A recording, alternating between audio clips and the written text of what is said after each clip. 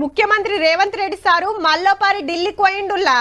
ఆడ ఎవలెవల్ని కలిసిండు, తెలంగాణకి ఏం కావాలని కోరిండు, హైదరాబాద్ లో ఏం చేయాలని అడిగిండు, దానికి ఆళ్ళేమన్నారు, దాని మీద మనసారేమన్నాడు మొత్తం తెలుసుకోవాలి కదా. మరి చలో ఢిల్లీ. మా సిటీలా కొత్త రూట్ల మెట్రో రైల్ పట్టాలు వరుసుకుంటాం, పర్మిషన్ కావాలని సెంటర్ మంత్రి మనోహర్ లాల్ ఖట్టర్ సార్ ను కలిసిండు. హైదరాబాద్ రువ్వడిగా డెవలప్ అవుతుంది, మస్తు మంది మెట్రో ఎక్కుతాన్రు, ఇంకిన్ని ఏరియాలో కూడా తిప్పుతామని వివరంగా చెప్పిండు CM Revanth Reddy sir.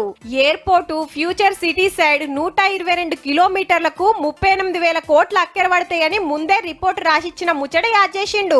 How మరి ఏ మెట్రో బండి చూసినా మందితోటి జిబజిబా ఉంటుంది.